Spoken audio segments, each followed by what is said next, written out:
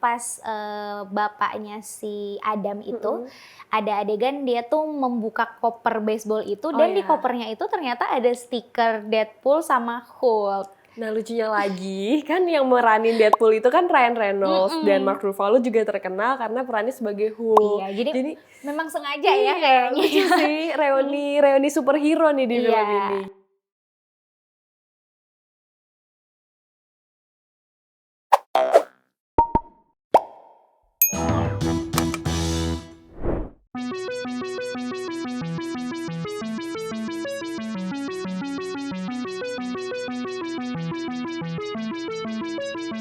Walaupun ide perjalanan waktu sudah jadi tren fiksi ilmiah sejak tahun 1980-an, film yang dibintangin Ryan Reynolds ini sepertinya masih ingin mengikuti kesuksesan film dengan ide cerita serupa.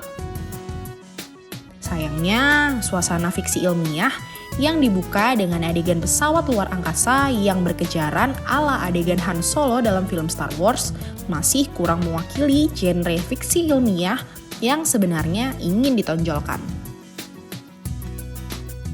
Suasana drama keluarga jelas lebih terasa, sehingga film ini sepertinya lebih cocok ditonton bersama keluarga di Minggu sore.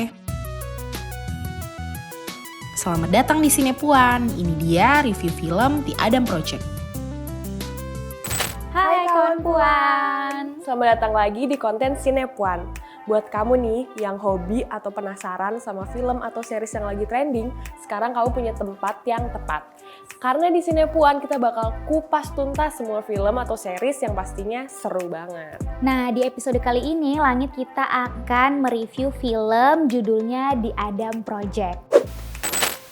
Bercerita tentang petualangan fiksi ilmiah seorang pilot pesawat dari tahun 2050 nih bernama Adam Reed. Nah, diperankan oleh aktor spektakuler bernama Ryan Reynolds. Dia melakukan perjalanan kembali ke tahun 2018 untuk menyelamatkan istrinya Laura yang diperankan oleh Zoe Saldana. Sayangnya, pendaratan Adam tidak sengaja meleset ke tahun 2022. Nah, di situ lucunya dia bertemu dengan dirinya dia yang masih kecil, umur 12 tahun. Nah, si Adam muda tadi diperankan oleh aktor cilik bernama Walker Scobell. Dan dia ini punya misi untuk menghentikan proyek perjalanan waktu yang ternyata diciptakan oleh ayahnya sendiri. Nah, pemain ayahnya ini aktor terkenal Mark Ruffalo. Udah tahu kan? Dan si Adam muda dan Adam dewasa ini bertemu dengan sang ayah untuk mengubah masa depan dan menyelamatkan dunia.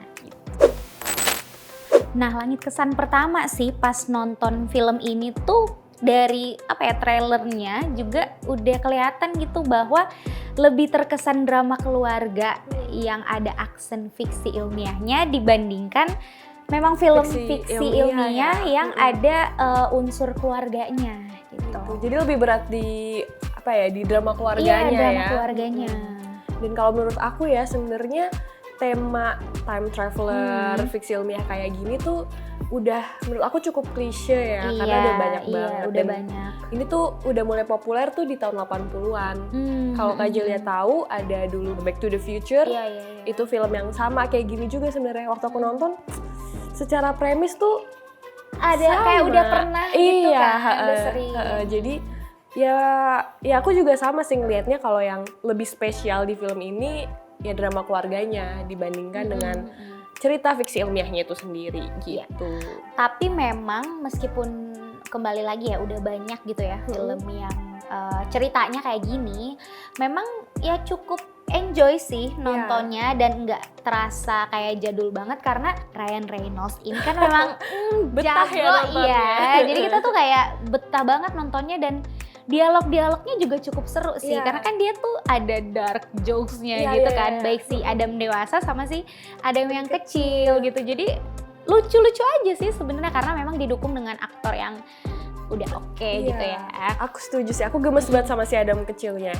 Iya kan? Terus nggak tahu kenapa ya, menurut aku tuh mirip mereka. Iya bisa mirip. Yang si dewasa sama si yang kecil tuh kayak dia gitu. Dan Adam kecilnya tuh juga dia anak yang bandel mungkin karena nggak terlalu diurus juga ya karena ayahnya kan udah nggak ada dan ibunya sibuk kerja. Iya, Iya. film ini juga secara keseluruhan juga menyentil itu sih soal parenting, Iya.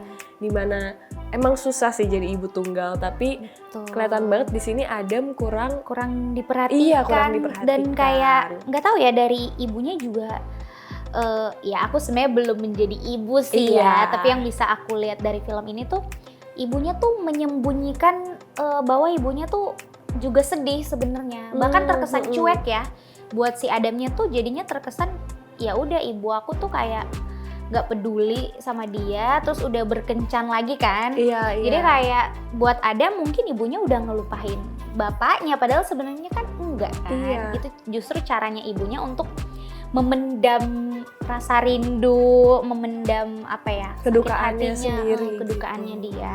Padahal di usia-usia kayak si Adam ini 12 tahun ya, itu anak-anak butuh apa ya? Butuh pendampingan, butuh Betul, validasi dari iya. orang tua gitu.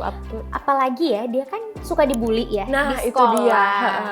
Justru kayak dia udah nggak peduli lagi nih mau gue dibully kayak mau diapain, kayak ya udah orang ibunya juga udah nggak peduli Iya. juga gitu kan. Oh, inget gak sih Kak yang waktu scene di mobil waktu dia habis dipanggil kepala sekolah Yang atau dia apa? diskors ya. Yang dia diskors itu ibunya kan kayak nggak berpihak, kayak kamu ngomong apa yang bikin si Iya. anak itu mukul kamu gitu Iya, loh, iya, bukan apa ya, walaupun ibunya sempat marah-marah sama anak yang mukul, tapi di situ apa ya, ada mungkin cuman butuh lagi-lagi didengerin Iya. masalahnya, dan juga ya Adam butuh ibunya ngelihat dari perspektif Betul. si anaknya sendiri lah gitu. Dan mungkin itu juga salah satu cara dia menarik perhatian ibunya ya. iya, Karena kan bisa jadi ibunya sibuk dengan pekerjaan, mungkin karena ibunya lagi bersedih juga ya, masih belum bisa melupakan ayahnya, jadi ya udah lari ke pekerjaan aja gitu.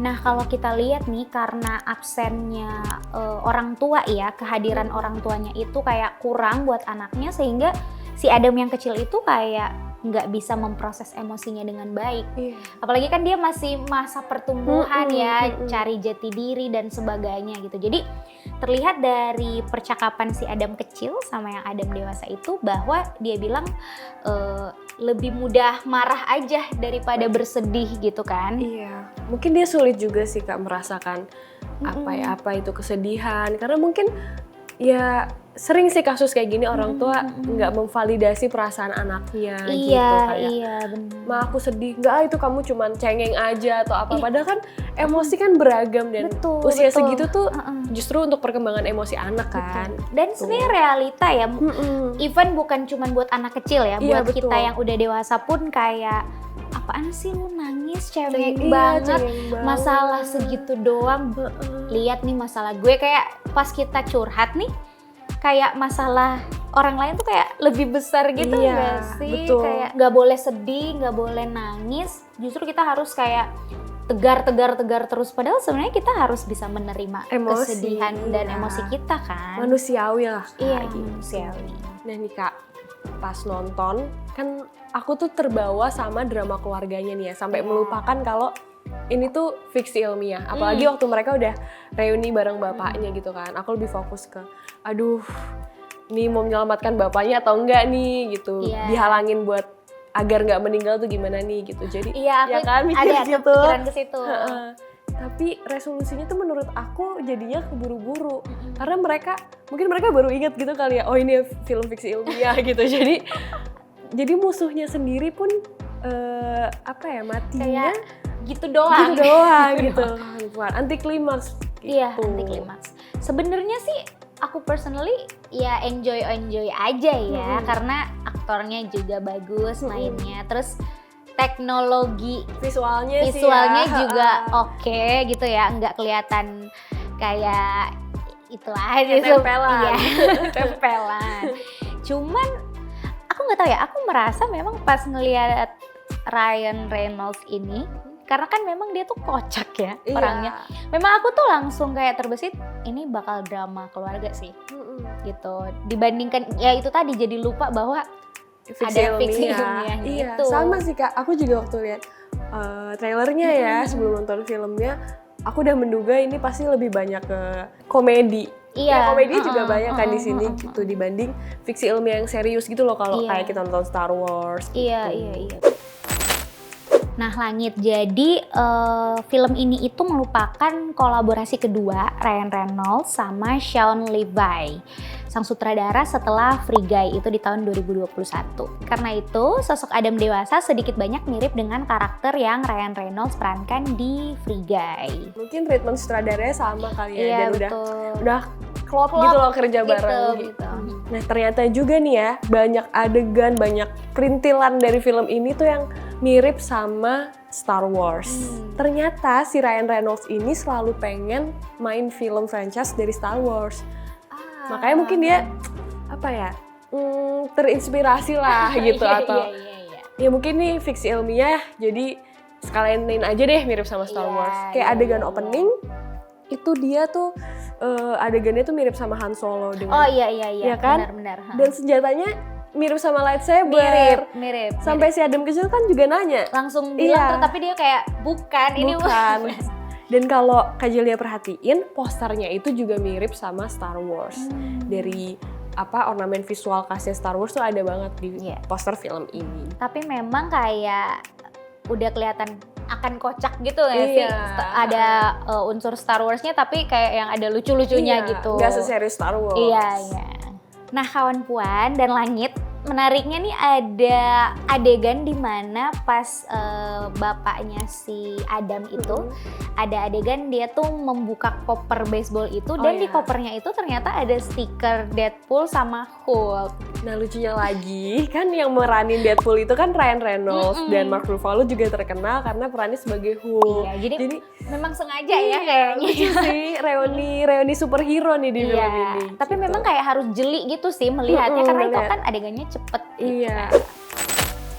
Oke, tadi kita udah review, udah bahas. Jadi kalau Langit kira-kira mau kasih skor berapa nih buat film ini? Kalau aku sebenarnya asik-asik aja sih sebenarnya, film enteng gitu, tapi nggak yang terlalu berkesan banget gitu. Jadi aku kasih 6 deh. 6 rendah ya. Ya lumayan ya. Kalau Kak Jelia sendiri berapa?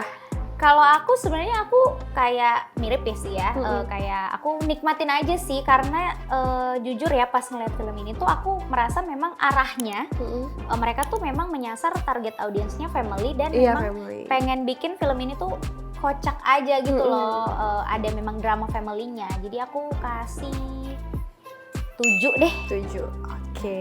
Jadi nggak bad banget, tapi kalau misalnya buat kalian yang suka memang fiksi ilmiah ya agak nggak terlalu banyak sih gitu. Tapi kalau yang suka drama keluarga ini seru sih, tonton bareng keluarga, ditonton bareng anak, saudara gitu, ini enjoy aja.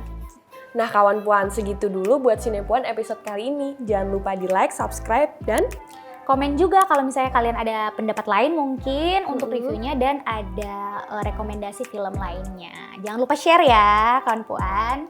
Sampai ketemu. Bye.